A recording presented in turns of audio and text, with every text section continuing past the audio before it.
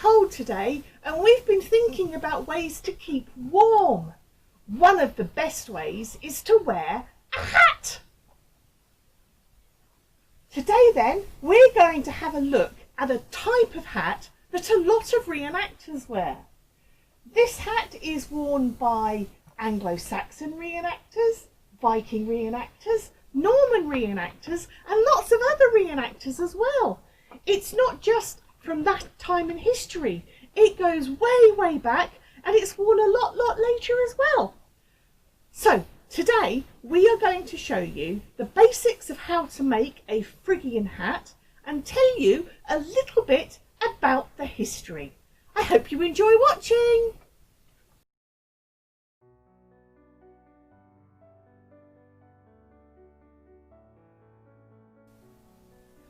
So this is a Phrygian cap or Phrygian hat.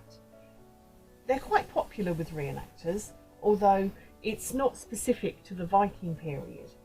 It's not as popular now as it used to be, although it's still worn by lots of Greek and Roman period reenactors and people who like to wear kit for LARPing or other reasons.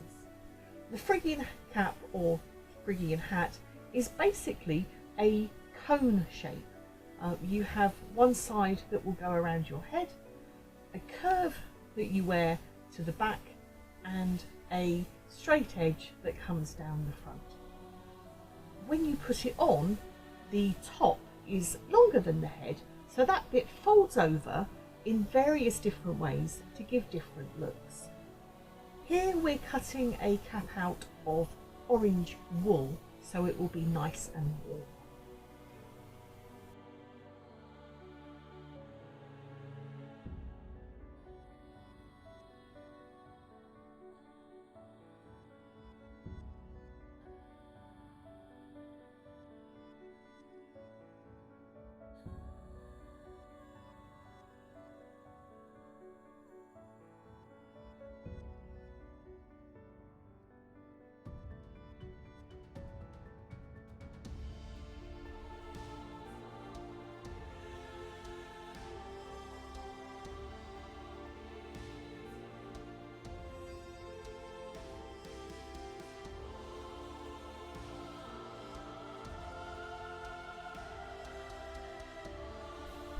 As you can see, the hat is cut out as two pieces, so each side needs to fit halfway round the head.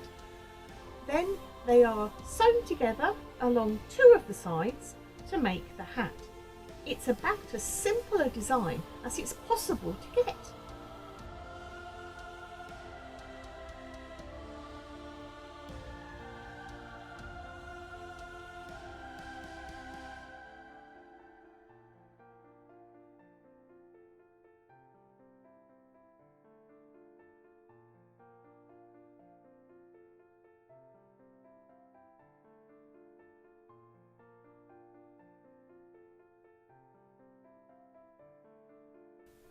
This hat's been in use all the way back to the classical Greek period.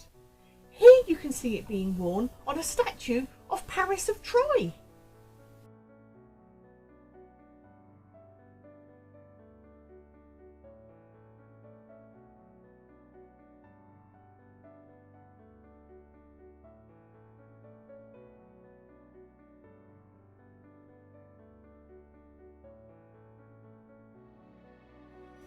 The hats could be made in wool or felt or even leather. Sometimes they had flaps that came down over the ears to keep them warm. This Phrygian helmet or Thracian helmet also looks like the caps. It's possible that what we're seeing in these statues and carvings are actually helmets, and it's artists later that thought of them as hats.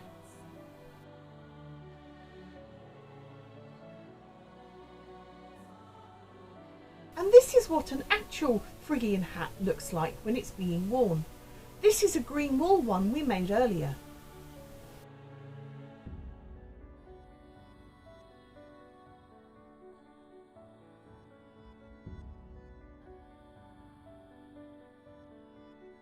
So after all these ancient Greek and Roman pictures, the cap later turns up in some medieval artwork, like this mosaic of the Adoration of the Magi. This was 3 people, all wearing what appear to be Phrygian caps. They're all from the East, but it does appear in art of the medieval period from other places, although it does seem to always be used for visitors rather than natives.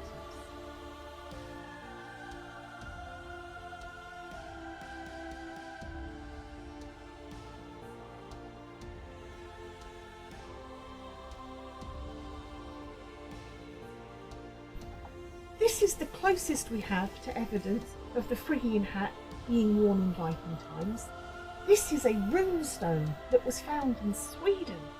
You can see the hunter is wearing something on his head with a forward pointing cone, just like the Phrygian hat. Or the Phrygian helmet. You can't really tell from the runestone, can you? This is a fascinating object though. It was found in a church and it had been broken up to use for building materials. When they put it back together, they found these amazing pictures. Isn't it fabulous?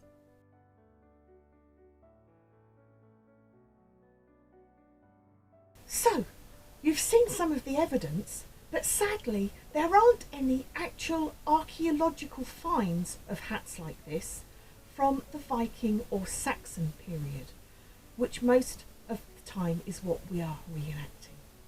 However, it clearly existed before and afterwards, and they did have the technology to make things like this. So some reenactors do still wear them. They are lovely, warm, comfortable hats, but they do make you look a bit like a Smurf.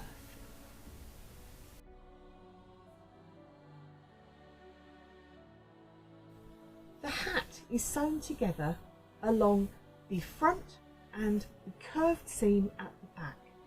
We've used a simple back stitch, but you can use a running stitch or a running back stitch or anything that holds the fabric securely together.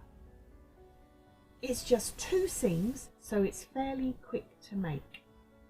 Once you've finished sewing, you turn it inside out so the seams stay inside and you can't see them while you're wearing it. If you want your hat to be extra warm, you can do what we did and make a lining to go inside. This is done in exactly the same way, and it's sewn along the bottom edge when you've finished making both sections of it.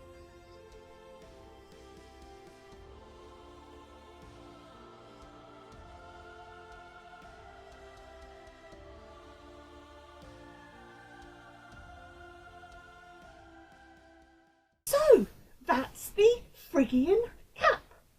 Doesn't it look lovely? And I'm lovely and warm. We'll be showing you some more hats soon, so if you enjoyed this, please hit like and subscribe below, and we'll see you next time.